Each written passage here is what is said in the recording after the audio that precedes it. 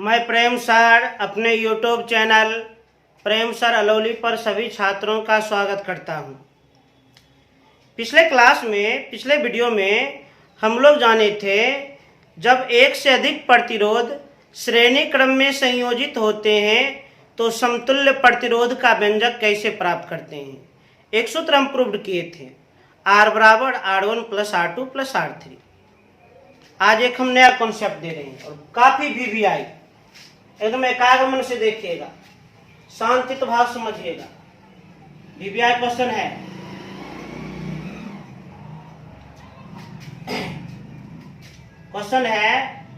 समांतर क्रम या पार्श्वबद्ध संयोजन में समतुल्य प्रतिरोध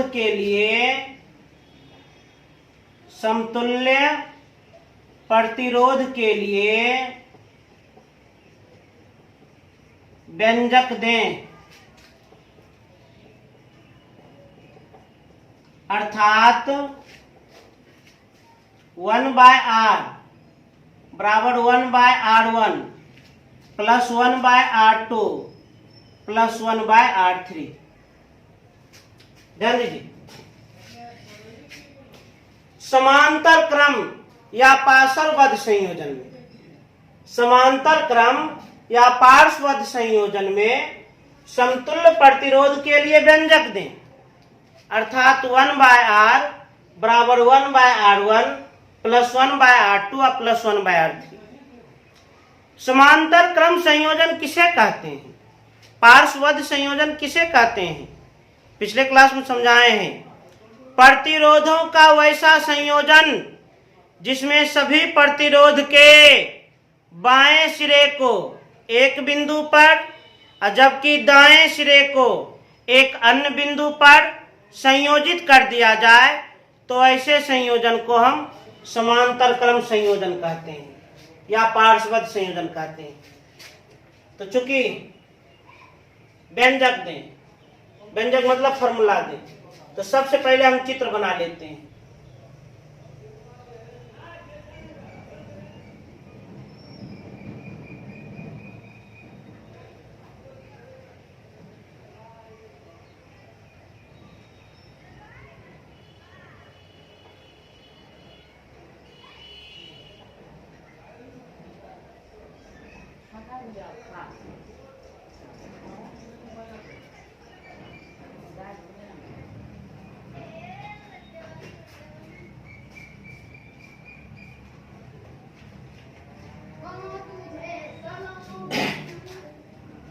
R1, R2, R3 ये तीनों प्रतिरोध समांतर क्रम में संयोजित है। समांतर क्रम संयोजन किसे कहते हैं, प्रतिरोधों का वैसा संयोजन जिसमें सभी प्रतिरोध के बाएं सिरे को एक बिंदु पर जबकि दाएं सिरे को एक अन्य बिंदु पर संयोजित कर दिया जाए तो ऐसे संयोजन को समांतर क्रम संयोजन कहते हैं या पार्श्वबद्ध संयोजन कहते हैं।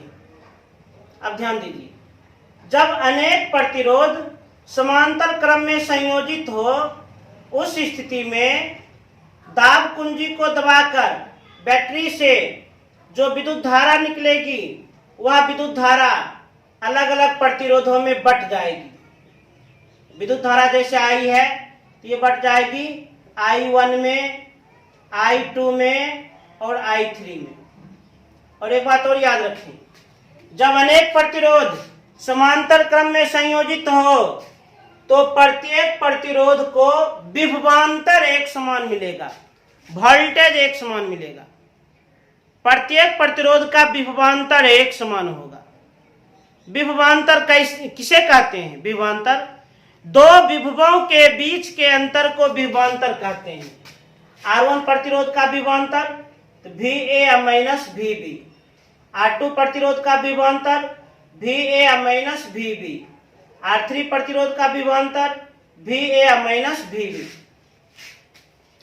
जब अनेक प्रतिरोध समांतर क्रम में संयोजित हो तो प्रत्येक प्रतिरोध को एक समान वोल्टेज मिलेगा, एक समान विभवांतर मिलेगा, परंतु प्रत्येक प्रतिरोध में विद्युत धारा का मान अलग अलग होगा। विद्युत धारा का मान एक समान नहीं होगा। ध्यान दीजिए, क्वेश्चन लिखा है समांतर क्रम या पार्श्वबद्ध संयोजन में समतुल्य प्रतिरोध के लिए व्यंजक दें, माने फॉर्मूला दें। अर्थात 1/R बराबर 1/R1 plus 1/R2 plus 1/R3। तो समांतर क्रम संयोजन किसे कहते हैं?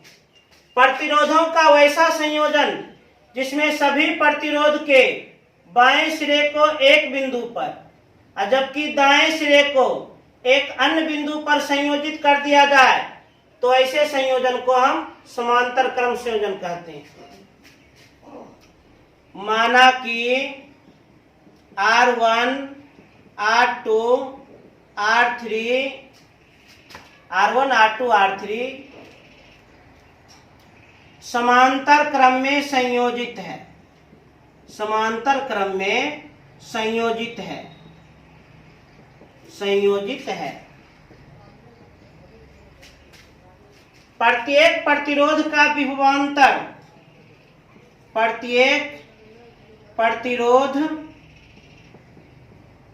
का समान विभवांतर, समान विभवांतर VA माइनस VB है। और जब दाब कुंजी को दबाकर, दाब कुंजी माने स्विच, जब दाब कुंजी को दबाकर बैटरी से विद्युत धारा I प्रवाहित की जाती है, विद्युत धारा I प्रवाहित की जाती है, प्रवाहित की जाती है, तो वह क्रमशः I1, I2 तथा I3 में बट जाती है।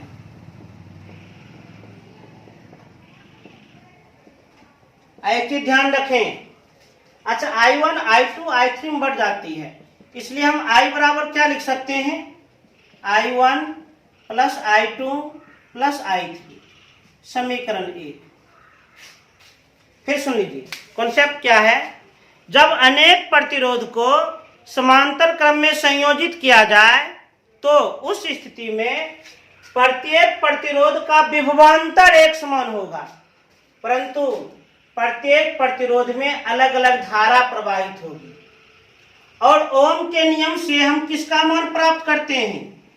तो ओम के नियम से हम उसी का मान प्राप्त करते हैं जिसका मान अलग अलग हो जाए। चूंकि प्रत्येक प्रतिरोध में विभवांतर तो एक समान है, परंतु विद्युत धारा का मान अलग अलग है, तो जिसका मान अलग अलग है उसी को प्राप्त करें। तो विद्युत धारा का मान अलग अलग है, तो विद्युत धारा को प्राप्त करेंगे। अब V बराबर I इंटू R, तो I बराबर V बटे R। तो ओम के नियम से I बराबर V या बटे R, विद्युत धारा बराबर विभवांतर बटे प्रतिरोध। ओम के नियम से उसी चीज का मान प्राप्त करें जिसका मान अलग अलग हो जाए। चूंकि विद्युत धारा का मान अलग अलग हो रहा है, इसलिए हम विद्युत धारा का ही मान प्राप्त किए। इसलिए अब देखा जाए R1 प्रतिरोध के लिए, R1 प्रतिरोध के लिए अब इसी का मान प्रत्येक प्रतिरोध के लिए निकाला जाए। R1 प्रतिरोध के लिए विद्युत धारा का मान क्या है? तो विद्युत धारा का मान है I1। विभवांतर का मान, तो दो विभवों के बीच के अंतर को विभवांतर, तो VA माइनस VB। प्रतिरोध, प्रतिरोध तो R1 है। समीकरण 1, समीकरण 1 नहीं, समीकरण 2। अब R2 प्रतिरोध के लिए, R2 प्रतिरोध के लिए ध्यान से देखा जाए विद्युत धारा का मान, तो विद्युत धारा का मान है I2। विभवांतर का मान VA माइनस VB और प्रतिरोध R2। समीकरण 3। अब R3 प्रतिरोध के लिए देखा जाए। R3 प्रतिरोध के लिए विद्युत धारा का मान क्या है? I3। विभवांतर का मान क्या है? VA माइनस VB और प्रतिरोध का मान क्या है? R3। समीकरण 4। तो समीकरण 2, समीकरण 3 और समीकरण 4 को अब जोड़ दिया जाए। समीकरण 2 प्लस 3 प्लस 4। समीकरण 2 प्लस 3 प्लस 4। जब हम ये तीनों समीकरण को जोड़ देंगे तो बायां पक्ष का अलग क्रिया और दायां पक्ष का अलग क्रिया। तो बायां पक्ष में क्या होगा? I1 plus I2 plus I3 बराबर, और दायां पक्ष में क्या होगा? VA माइनस VB बटे R1 plus VA minus VB बटे R2 plus VA minus VB बटे R3। और हम जानते हैं I1 plus I2 plus I3 बराबर I होता है, क्योंकि विद्युत धारा I1, I2 और I3 में बटा था। और ये तीनों भिन्न से VA माइनस VB हम कॉमन ले लिए, कोष्ठ प्रारंभ। तो VA माइनस VB कॉमन लिए तो 1 बटे R1 बचा, plus VA minus VB common लिए तो 1 बटे R2 बचा, plus VA minus VB common लिए तो 1 बटे R3 बच गया। ये हो गया समीकरण 5। अब एक हम शर्त मान लेते हैं। यदि R1, R2, R3 का समतुल्य प्रतिरोध R हो, समतुल्य प्रतिरोध R हो, यदि R1, R2, R3, R1, R2, R3 का समतुल्य प्रतिरोध R हो, टोटल रेसिस्टेंस R हो, तब एक नया चित्र बनेगा।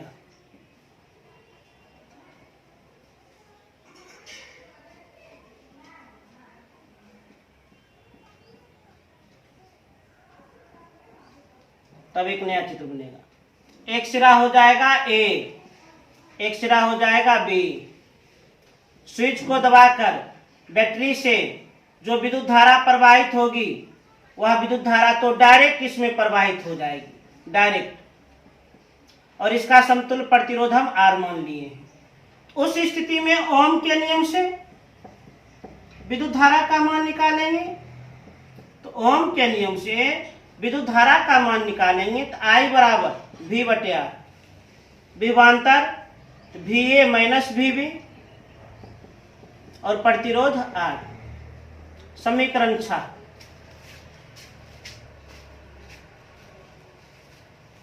अब ध्यान से देखिए समीकरण 5 और समीकरण 6।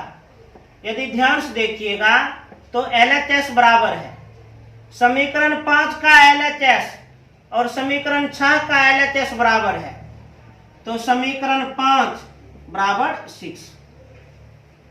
तो चूंकि दोनों समीकरण का LHS बराबर है तो निश्चित रूप से RHS भी बराबर होगा। तो समीकरण 5 का RHS VA minus VB into 1 बटे R1 प्लस 1 बटे R2 प्लस 1 बटे R3। और समीकरण 6 का RHS ये चीज है। अच्छा, इसको हम ऐसे भी तो लिख सकते हैं VA माइनस VB इंटू 1 बटा R।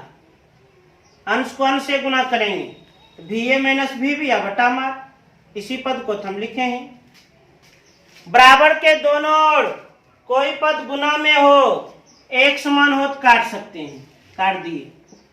इसलिए 1 बटे R बराबर 1 बटे R1 प्लस 1 बटे R2 और प्लस 1 बटे R3 प्रूव्ड।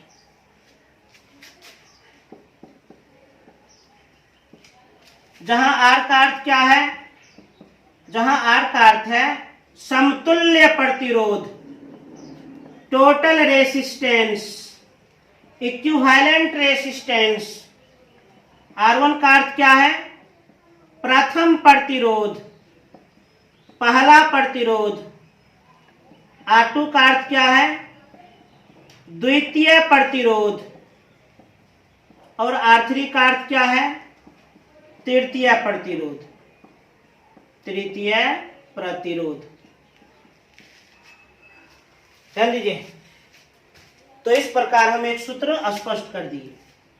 क्वेश्चन है, समांतर क्रम या पार्श्वबद्ध संयोजन में समतुल्य प्रतिरोध के लिए व्यंजक दें, अर्थात 1/R बराबर 1/R1 plus 1/R2 plus 1/R3। सबसे पहले हम चित्र बनाए। ये तीनों प्रतिरोध समांतर क्रम में संयोजित है, क्योंकि बायां सिरा एक बिंदु पर और दायां सिरा एक अन्य बिंदु पर जुड़ा हुआ है। और याद रखें, जब प्रतिरोधों को समांतर क्रम में संयोजित किया जाए तो उस अवस्था में प्रत्येक प्रतिरोध का विभवांतर एक समान होता है, परंतु विद्युत धारा का मान अलग अलग होता है। हम लोग घर में जब कनेक्शन करवाते हैं तो हम समांतर क्रम में ही संयोजित करते हैं, जिसके कारण सभी उपकरणों को एक समान वोल्टेज मिलता है, परंतु सबको अलग अलग विद्युत धारा मिलता है, अलग अलग इलेक्ट्रिक करंट मिलता है। जिसकी शक्ति अधिक होती है वह ज्यादा विद्युत धारा खींच लेता है, और जिसकी शक्ति कम होता है वह कम विद्युत धारा खींचता है। उसके बाद ओम के नियम से उसी चीज का सूत्र लिखिए जिसका मान अलग अलग हो। चूंकि विद्युत धारा का मान अलग अलग है तो विद्युत धारा बराबर विभवांतर बटे प्रतिरोध। इसी सूत्र के आधार पर R1, R2 और R3 से संबंधित तीन को समीकरण बना लिए। ये तीनों समीकरण को जोड़ दिए, एक और समीकरण प्राप्त हो गया। उसके बाद हम मान लिए यदि ये तीनों का समतुल्य प्रतिरोध R हो तो उस स्थिति में एक और समीकरण आया, समीकरण 6। समीकरण 5 और समीकरण 6 को बराबर कर दिए, सूत्र प्राप्त हो गया। इसे तेजी से नोट कर लिया जाए।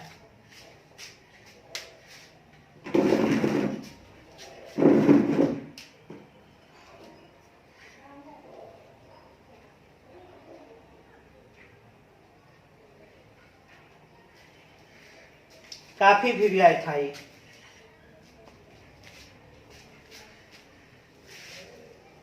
तो कल हम प्रूव किए थे श्रेणी क्रम संयोजन में समतुल्य प्रतिरोध का व्यंजक दें, और आज हम प्रूव किए हैं समांतर क्रम संयोजन में समतुल्य प्रतिरोध का व्यंजक दें।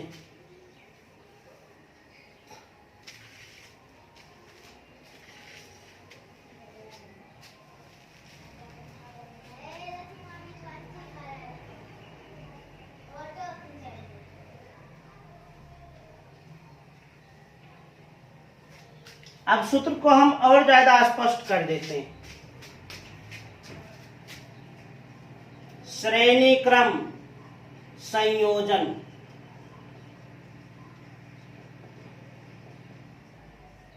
ध्यान दीजिए, श्रेणी क्रम संयोजन में समतुल्य प्रतिरोध, श्रेणी क्रम संयोजन में समतुल्य प्रतिरोध R बराबर R1 plus R2 plus R3, यही प्रूव किए थे। अच्छा, इसी के आधार पर यदि दो प्रतिरोध श्रेणी क्रम में संयोजित हो तो समतुल्य प्रतिरोध R बराबर R1 प्लस R2। यदि 4 प्रतिरोध श्रेणी क्रम में संयोजित हो तो समतुल्य प्रतिरोध R बराबर R1 plus R2 plus R3 plus R4। यदि 5 प्रतिरोध श्रेणी क्रम में संयोजित हो तो समतुल्य प्रतिरोध R बराबर R1 plus R2 plus R3 plus R4 plus R5। एक और कंडीशनल है, यदि प्रत्येक प्रतिरोध का मान एक समान हो, प्रत्येक प्रतिरोध का मान एक समान हो, एक समान हो, प्रत्येक प्रतिरोध का मान एक समान हो, तो उस स्थिति में R बराबर N इंटू R होता है। N इंटू R होता है।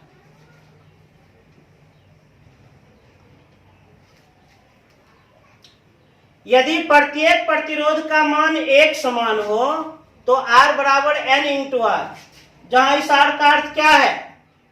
समतुल्य प्रतिरोध। N का अर्थ प्रतिरोधों की संख्या, इस R का अर्थ एक समान प्रतिरोध का मान। जैसे मान लीजिए दो प्रतिरोध है, दोनों प्रतिरोध का मान एक समान है और श्रेणी क्रम में संयोजित है, तो R बराबर 2 इंटू R। तीन प्रतिरोध है, तीनों प्रतिरोध का मान एक समान है और श्रेणी क्रम में संयोजित है, तो R बराबर 3 इंटू R। अब और एक और देख लिया जाए, समांतर क्रम या पार्श्वबद्ध संयोजन। पार्श्वबद्ध संयोजन, समांतर क्रम या पार्श्वबद्ध संयोजन। समतुल्य प्रतिरोध का फॉर्मूला 1/R बराबर 1/R1 plus 1/R2 plus 1/R3। अच्छी सी आधार पर विचार करें। यदि दो प्रतिरोध समांतर क्रम में संयोजित हो तो 1/R बराबर 1/R1 प्लस 1/R2। यदि चार प्रतिरोध समांतर क्रम में संयोजित हो तो 1/R बराबर 1/R1 plus 1/R2 plus 1/R3 plus 1/R4। यदि पांच प्रतिरोध समांतर क्रम में संयोजित हो तो 1/R बराबर 1/R1 plus 1/R2 plus 1/R3 plus 1/R4 plus 1/R5। इस प्रकार से इसमें भी एक और पॉइंट है, यदि प्रत्येक प्रतिरोध का मान एक समान हो, प्रत्येक प्रतिरोध का मान एक समान हो, यदि प्रत्येक प्रतिरोध का मान एक समान हो तो उस स्थिति में समतुल्य प्रतिरोध R बराबर क्या होता है? R/N होता है। R बराबर R/N होता है, जहां R का अर्थ है समतुल्य प्रतिरोध, छोटी r का अर्थ समान प्रतिरोध, N का अर्थ प्रतिरोधों की संख्या। ध्यान दीजिए, अब इसमें कुछ अर्थ बताते हैं। बड़ी R का अर्थ समतुल्य प्रतिरोध, समतुल्य प्रतिरोध।